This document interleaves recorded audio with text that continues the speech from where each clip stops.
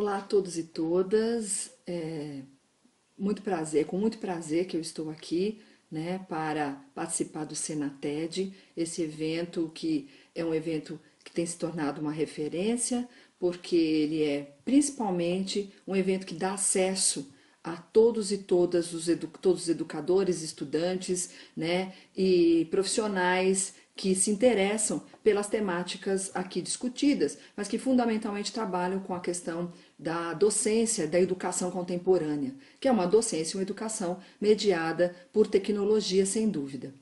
Eu sou a professora Adriana Rocha Bruno, sou da Universidade Federal de Juiz de Fora e trabalho aqui com a pós-graduação em educação e também na pós-graduação em avaliação em políticas públicas do CAED.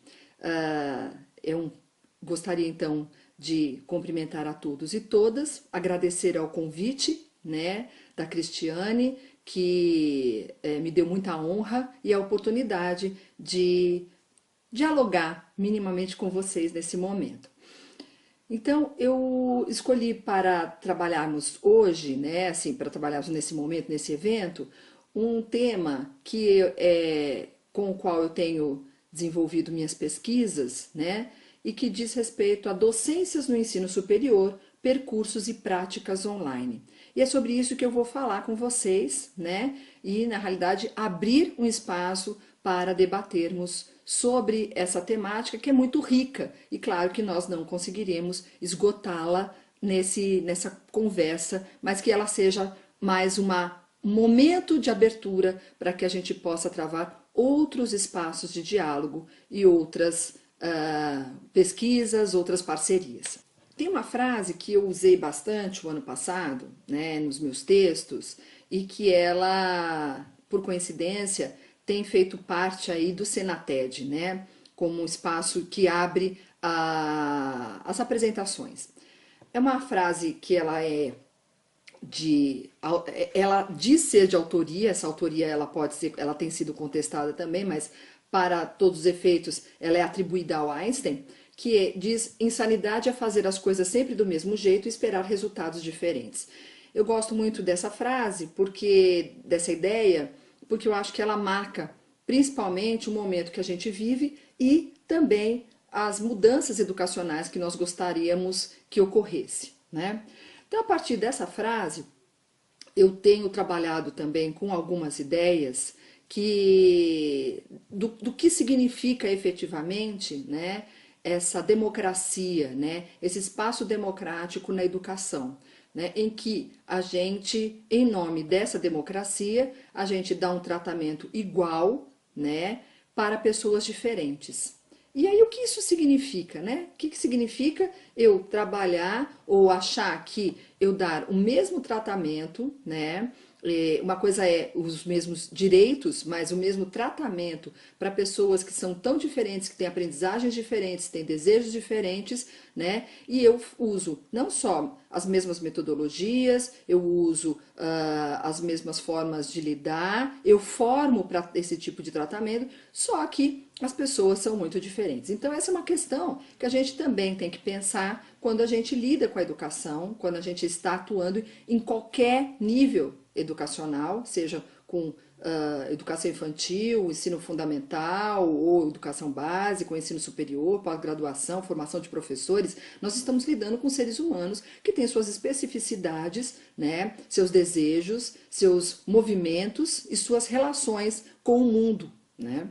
Então, uma coisa são os direitos iguais, né? Outra coisa é o tipo de tratamento, o tipo de formação que eu entendo que eu tenho que tratar todo mundo, independente das suas facilidades ou dificuldades, né?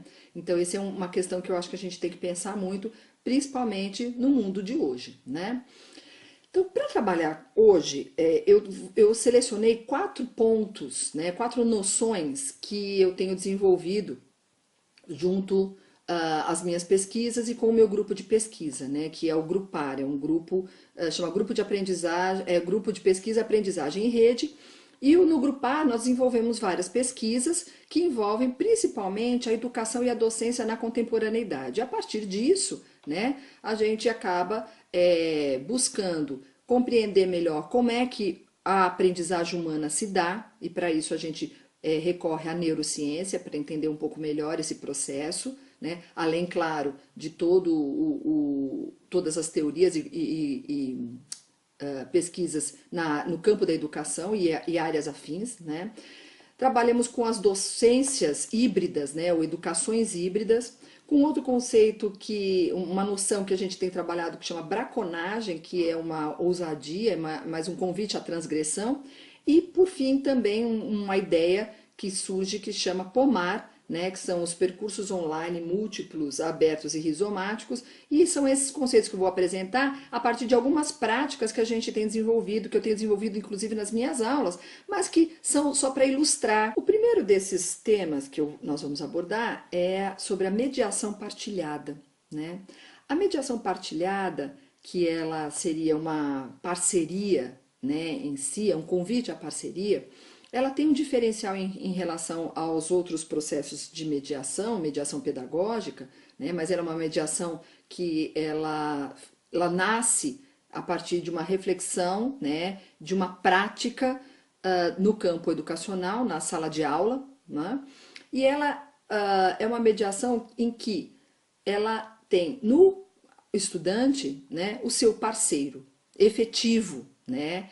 Então, mais do que eu ser uma mediadora ou uma educadora democrática, né, aberta, lógico que tudo isso eu preciso, eu tenho, na mediação partilhada, eu assumo um papel, né, de partilhar a minha mediação com o estudante em formação. A mediação partilhada, ela é pensada nesse primeiro momento, ela não é exclusiva, mas ela é pensada para trabalharmos com a formação de professores ou com a formação inicial ou continuada de professores, né? Ou seja, pessoas envolvidas com a educação e que têm o desejo de se tornarem professores ou se aperfeiçoarem, né, nessa ação da docência, que ela é muito vasta, muito ampla. Então, o conceito de mediação partilhada, que ele foi cunhado a partir do meu doutorado, né, ele vem questionar, né, esse processo hierárquico que nós estabelecemos e prescritivo, muitas vezes, ele poderia ser mais propositivo, mas ele ainda é mais prescritivo, do processo de mediação, né? Nós sabemos que a mediação ela é fundamental para a aprendizagem humana, né? Vygotsky fala da mediação do homem em relação ao mundo, né? Em relação à sociedade, em relação ao outro, mas aqui a mediação na sala de aula, dentro desse pressuposto da mediação de partilha, né, mediação partilhada, ela tem no outro um parceiro efetivo, né? Então, ela é assumida, é um processo de mediação em que o estudante, né, a partir das emergências decorrentes do espaço sala de aula, né, o docente partilha sua mediação com o estudante, né? Então, nesse ponto, o professor, né, ele passa a ser um mediador de mediadores. Ele sai, né, ele fica em stand-by, ele sai de cena minimamente, para que o cursista, para que esse estudante, ele possa assumir o processo de mediação. E assim ele vai ajudando no processo formativo a partir da mediação desse estudante. O docente ajuda o estudante nesse processo da sua mediação, né? Então, é por isso que eu chamo de mediação partilhada. Ela não é compartilhada, porque a partilha ela só é possível com. Não existe, né? A partilha já pressupõe o outro, né? Essa é a visão. Então, esse tipo de mediação, ele é uma mediação que cria um outro cenário para as relações entre docente e discente, e principalmente se tratando de um docente em formação, né? Como ocorre com todos nós, né? Então, ela é intencionalmente um processo de partilha, né? Então, eu vou falar rapidamente sobre isso e depois eu vou trazer um pouco como que eu trabalho isso nas minhas ações. Então, Aí a mediação partilhada, só para fechar, né, ela é um processo de partilha da mediação do docente com os estudantes, em que os estudantes, né, assumem o processo de mediação e o professor ele fica como um parceiro auxiliar, né, dentro mesmo da ideia do Vygotsky, né, da zona de desenvolvimento proximal ou potencial, mas na prática ele intencionalmente cria situações ou se permite compreender e aceitar as emergências que nascem, né, que envolvem aquela docência, aquele estado de aprendizagem de docência, né, para que os estudantes possam assumir a mediação. Um outro ponto que eu quero trabalhar com vocês, eu tenho denominado de educação ou educações híbridas, né? Eu queria primeiro, antes de falar sobre isso, né, que eu costumo de trabalhar com a ideia de espaços e tempos expandidos nessa educação, deixar um pouco claro em relação ao que a gente tem trabalhado da noção de hibridismo, né? Então, a ideia do híbrido aqui, ela vem ao encontro dos estudos mais voltados à área da comunicação. A Lúcia Santaella traz muito, a professora Lúcia Santaella traz muito material e muitas ideias para discutir essa noção, esse conceito, né? E por que eu estou falando isso?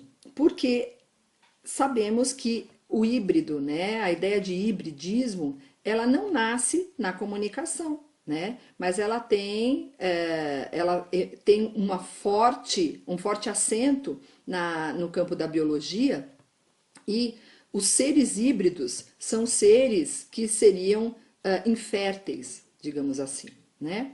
Então a ideia de trabalhar uma educação infértil não é o que a gente quer. Eu só estou fazendo esse parêntese porque eu já cheguei a conversar sobre isso com outros educadores, inclusive do campo da saúde, da biologia, e eles me chamaram a atenção para isso. Então é importante a gente falar que da onde vem esse conceito. Claro, então não é um conceito que ele está sendo trabalhado a partir da visão da biologia, né? Mas sim da visão da comunicação, que quer dizer que tem muita associação, né, à articulação dos espaços, dos recursos, dos tempos, ou seja, de que forma a gente remixa, a gente articula, a gente integra espaços e campos, e ideias, e cenários, e pessoas diversas, tá? E diferentes, tá?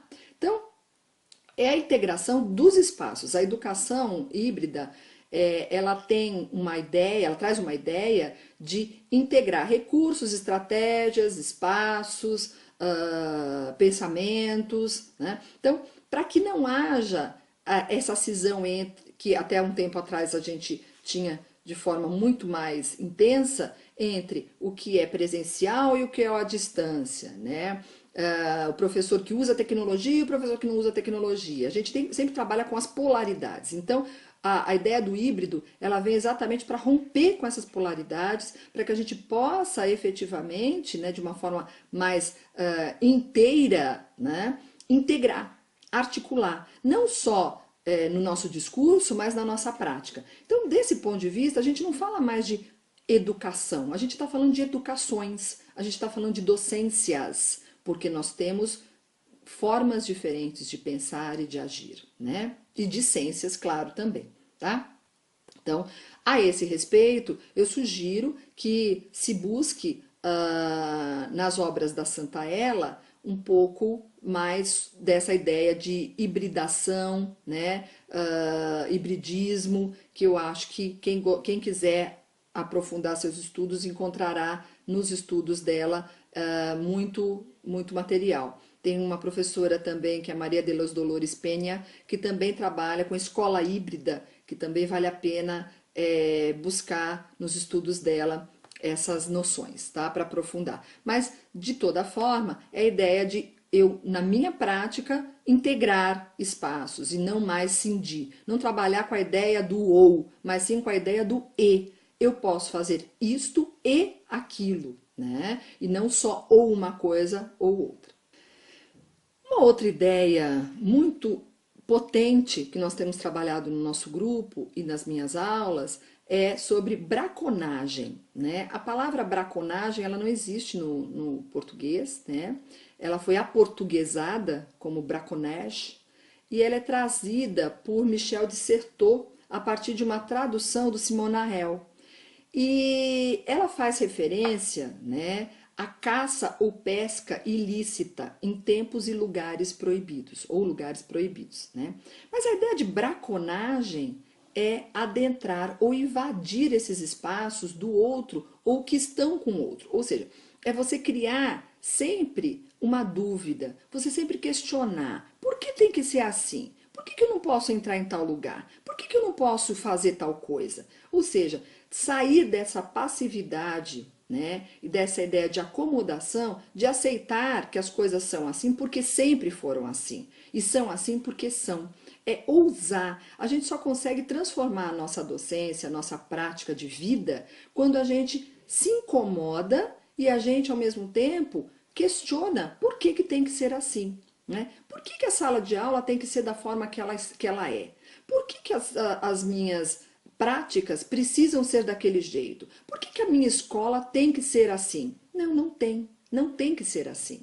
Existe, inclusive, eu vou sugerir aqui já de antemão, antes que eu esqueça, um documentário muito interessante que chama Quando Sinto Que Já Sei, que está disponível no YouTube, e que vocês precisam, quem não assistiu ainda, assista, porque é exatamente a possibilidade de fazer, de criar campos diferentes, de praticar a braconagem, a ousadia, as mudanças. Esse vídeo ele traz, esse documentário, ele traz as mudanças nas escolas, como as escolas produziram, escolas no Brasil todo que modificaram suas práticas, docentes e discentes que modificaram, são escolas que efetivamente romperam com a ideia de paredes, de salas, de disciplinas, de espaços fechados, e elas conseguiram fazer isso. Então isso é mostrado como que eles conseguiram fazer isso, né?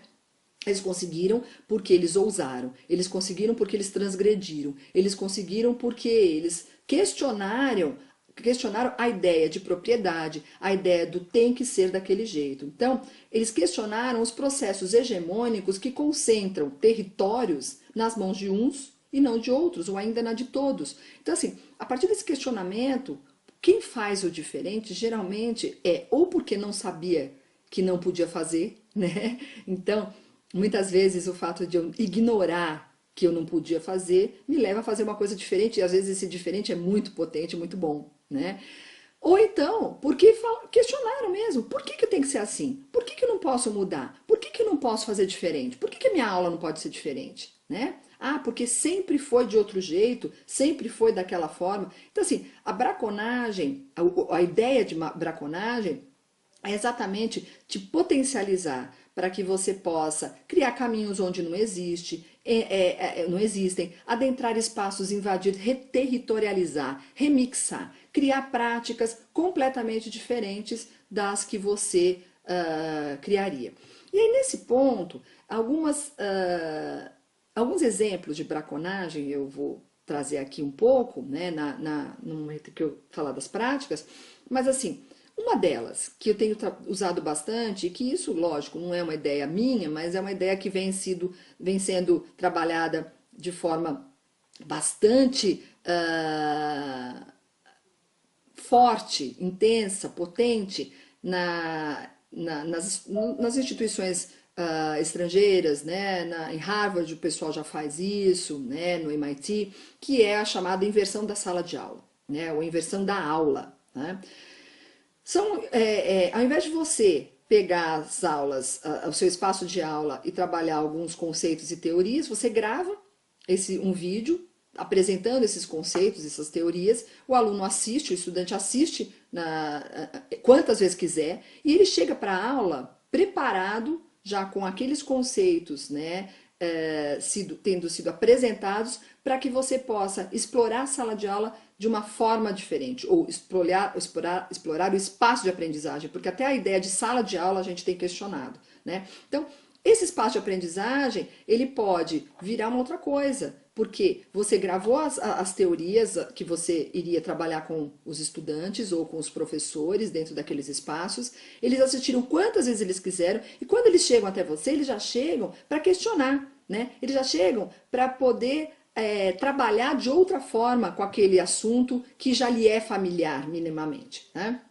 Então, você pode também criar grupos pequenos, mesmo com estudantes de séries ou de períodos, ou grupos de professores. Quanto mais você trabalhar com grupos heterogêneos, mais potente será a sua aula, né? Porque as questões elas vão vir a partir de olhares muito diversos em relação ao mundo. Então, essa mesclagem de pessoas, de campos, de ideias, né? Ela tem sido cada vez mais valorizada. Tá?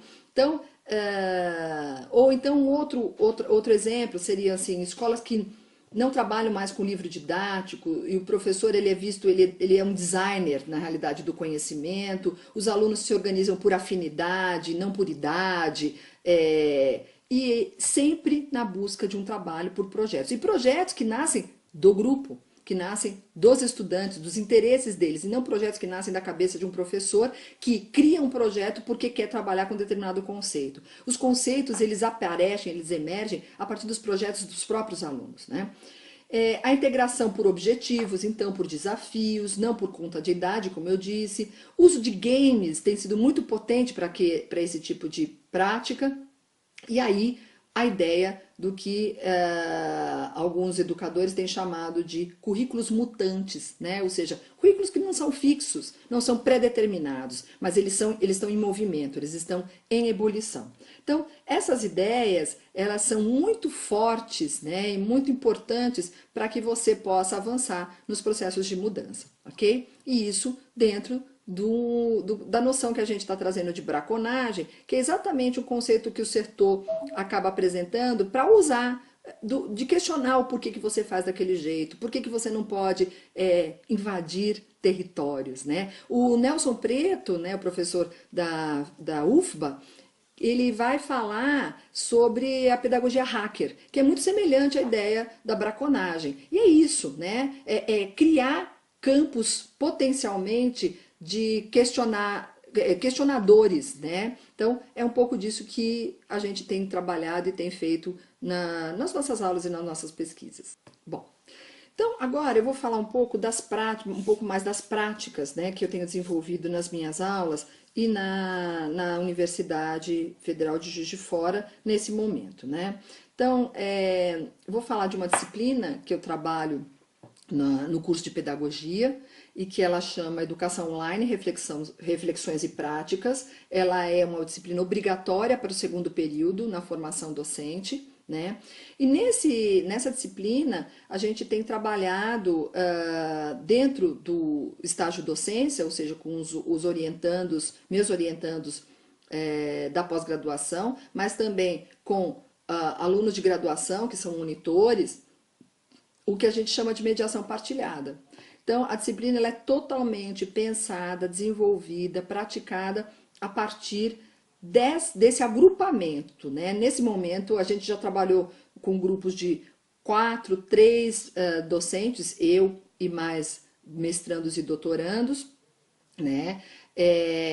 Atualmente nós estamos em 7 pessoas, né? É muito interessante você pensar uma disciplina que tem um grupo de 7 educadores pensando e trabalhando, atuando junto aos alunos. Então, é um processo de mediação partilhada porque cada um está ali assumindo a mediação dentro de um momento da disciplina, né? Então, nesse processo, você tem não só o planejamento, que ele é contínuo junto a esse grupo, né, de mestrandos, doutorandos junto comigo, mas também ele tem toda uma prática em que cada um de nós tem uma potência, cada um de nós tem uma prática, cada um de nós tem uma habilidade. Então, cada um assume essa regência, né, essa mediação, de acordo com as suas possibilidades, com as suas ideias. Então, é um trabalho efetivamente colaborativo e tem dado muito certo. E isso a gente leva também para os nossos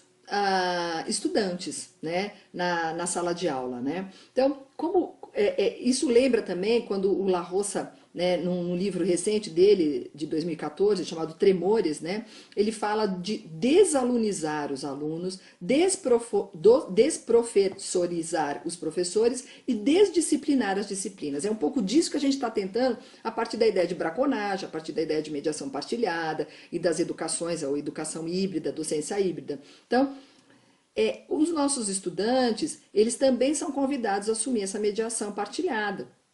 E com isso a gente criou uns anos atrás a chamada sexta.com, que depois pode virar terça.com, pode virar segunda.com, dependendo do dia que a disciplina é trabalhada. A gente pega uma hora aula da disciplina, né, para trabalhar com o que seria esse semestre. Nós estamos trabalhando com a terça.com, né, mas ela começa com uma sexta.com, né, em que os alunos e nós sempre preparamos algo inusitado, né, para desenvolver nesse horário. Então, primeiro ponto é que ninguém sabe o que vai acontecer. No planejamento, ou no cronograma, ele está lá sexta.com ou terça.com. Ela é uma surpresa sempre. Ela vai desde saraus, né, musicais, desde um trabalho com arte, até oficinas, trabalho com tecnologias especificamente, piqueniques, ou seja, é sempre um trabalho que busca, na formação docente, abrir um campo operacional para que a docência se revele e o processo de aprendizagem se revele a partir de uma outra ordem. Então, num primeiro momento, somos nós, professores, que iniciamos esse trabalho, né? As aulas, geralmente, elas acabam... O efeito surpresa faz com que os estudantes cheguem no horário, eles têm um desejo de participar, um desejo maior de participar, e depois a gente vai delegando, né? Vai compartilhando, na realidade, esse espaço com os estudantes. Então, na disciplina que nós estamos ministrando nesse momento, os estudantes, eles já estão desenvolvendo as terças.com, né? Nós tivemos agora, recentemente, um trabalho com música que foi desenvolvido por um grupo de estudantes. Eles resolveram trabalhar como é que eu posso desenvolver um trabalho intenso com crianças na área de música, né? Então você leva instrumentos, você leva violão, e aí como é que a gente trabalha a questão desde o ritmo até dos estilos musicais, de uma forma muito lúdica, tal. Então, é exatamente buscar na prática docente essas possibilidades. Então, é um espaço de experiências e experimentações. Então, é criar e provocar, promover as necessidades. A partir do momento que você cria e promove as necessidades, né, que você trabalha dentro do que hoje vai falar de experiências fronteiriças, né, em que você transforma a sala de aula em um não lugar, né, que o Bauman vai falar desse não lugar, e o Auger também, né, o Marc Auger vai falar também sobre isso. Então, é dentro dessas possibilidades em que todos estão em constante criação, né, de um tempo que transcende o relógio, um tempo que ele é um tempo que ele trabalha mais na linha do cairológico e não do cronológico.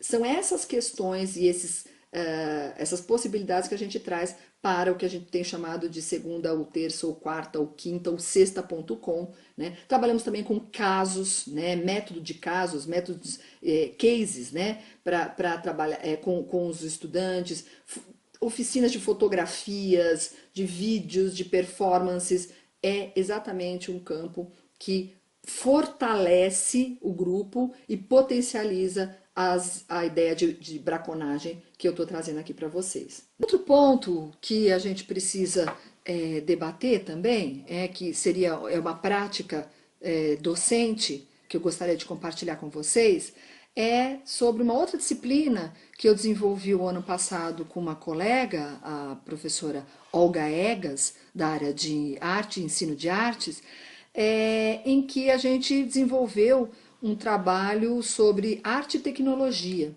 para uma turma dos últimos períodos do curso de pedagogia, né?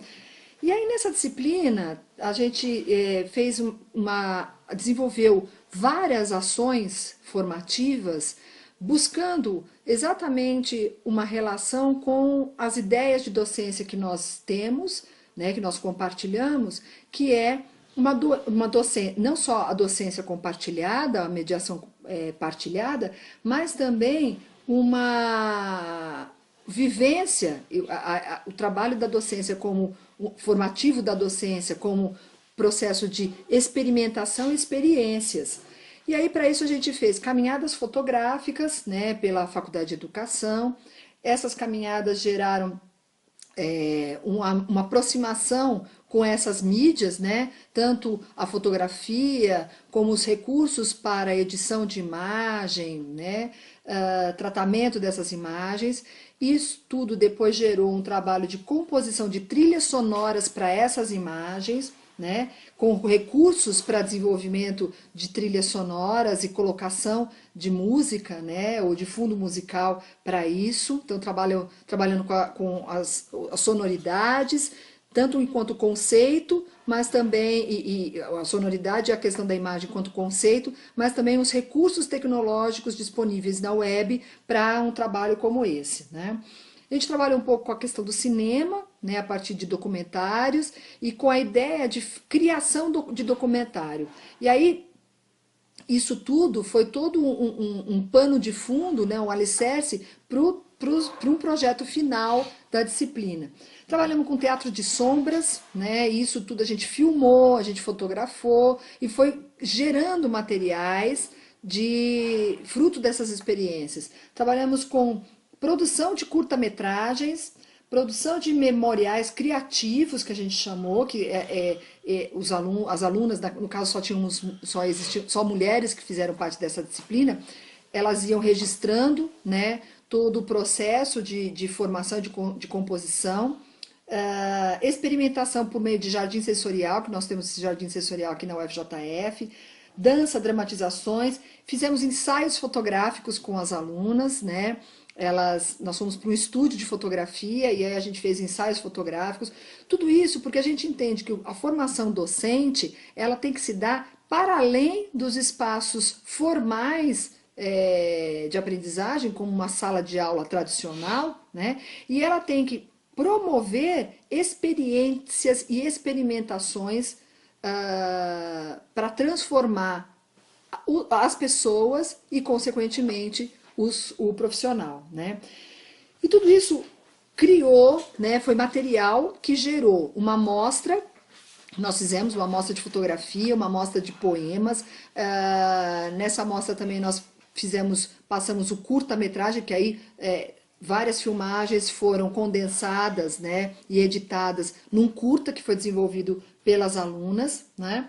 E essas aprendizagens geraram novas aprendizagens, porque, por exemplo, na caminhada fotográfica, a gente estimulou para um olhar para o inusitado, um olhar para o diferente. Então, trabalharam também com zoom. Essa caminhada fotográfica ela aconteceu a partir de fotografias por meio de celulares, né? Então, usando os recursos que elas tinham ali à disposição, né? Não usando materiais que você precisa de um grande conhecimento, mas sim gerando necessidade para que a partir dessas necessidades as alunas pudessem compor, né, o seu processo de docência. Então a relação com a tecnologia, ela se deu não porque era uma aula de tecnologia, mas por necessidades, por criar contextos de modo que elas gerar essas necessidades e aí usar as tecnologias para desenvolver o que elas queriam desenvolver. Então foi algo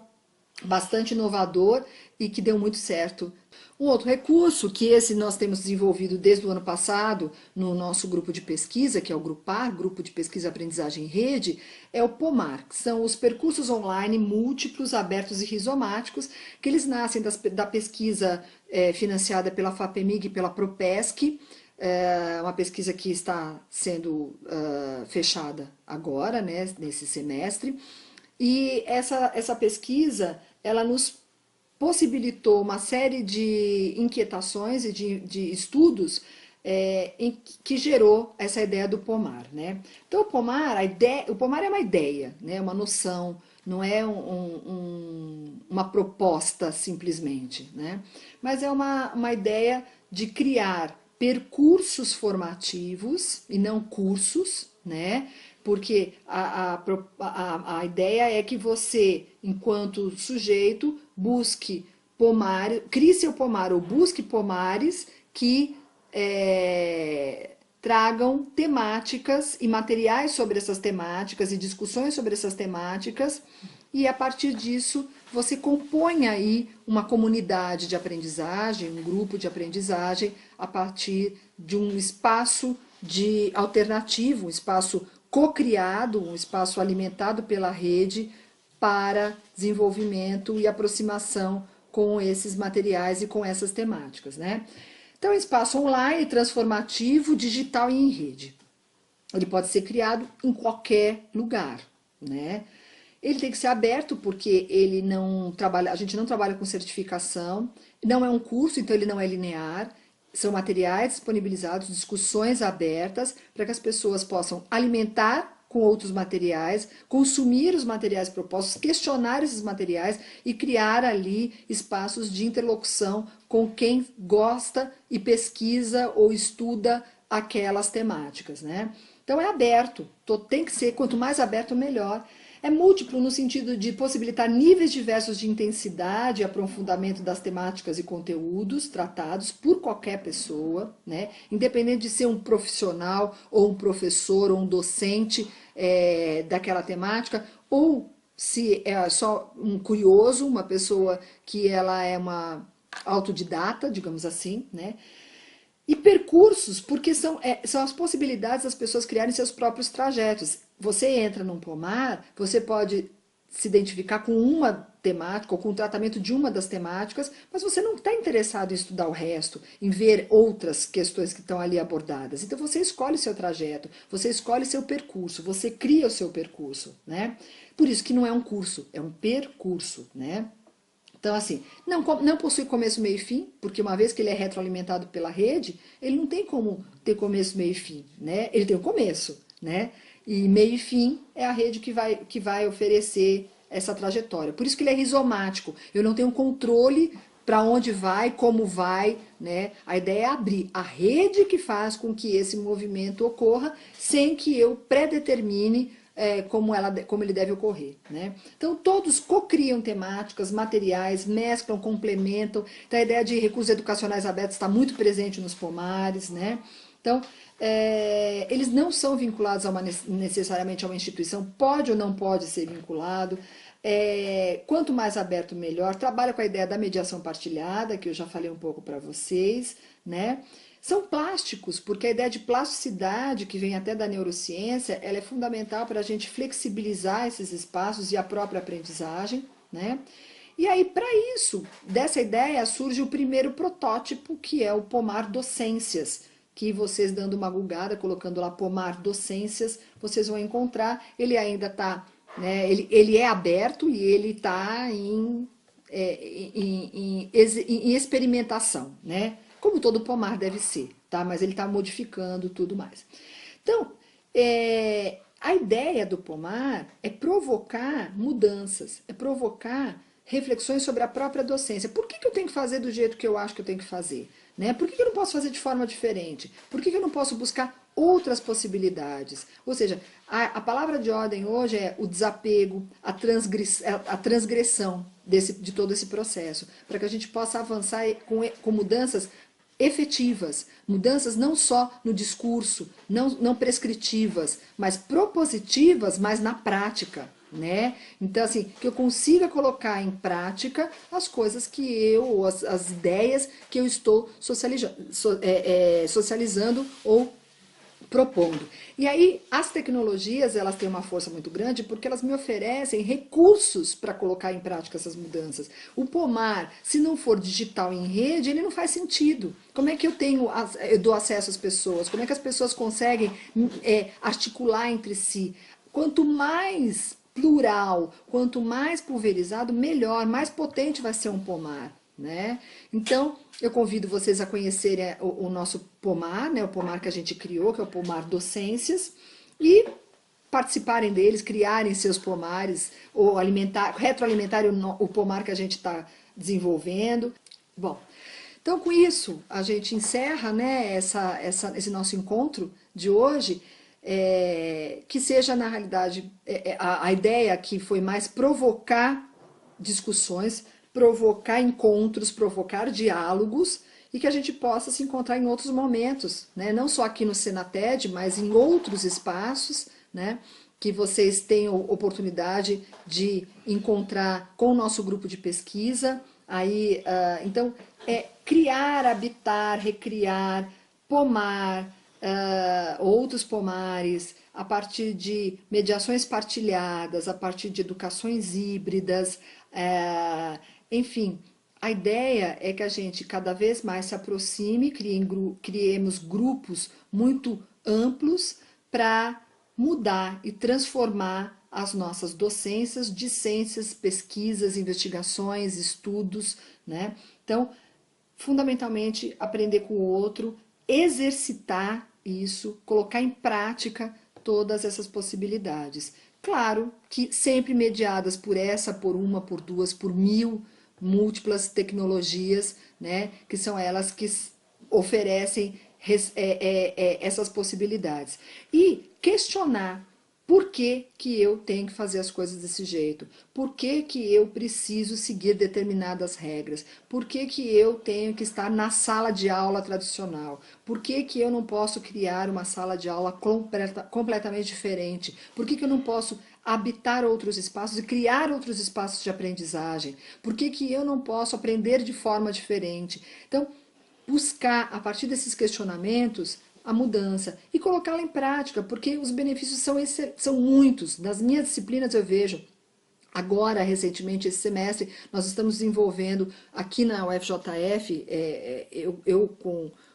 tive a ideia e tive a felicidade de colocá-la em prática, que é uma disciplina que chama Temas e Dilemas Contemporâneos, né, interfaces com a educação, em que eu integro alunos da graduação e da pós-graduação juntos no mesmo espaço. Quem me ajuda a criar essa disciplina são docentes convidados de várias outras universidades, tanto aqui da Universidade da Federal de Juiz de Fora, como de outras universidades aqui da cidade, como também de outros estados e de outros países. Nós temos colegas que estão em outros países e que vêm via webconferência. Quem pode estar presencial está presencialmente conversando conosco. Nós estamos aprendendo juntos, debatendo juntos.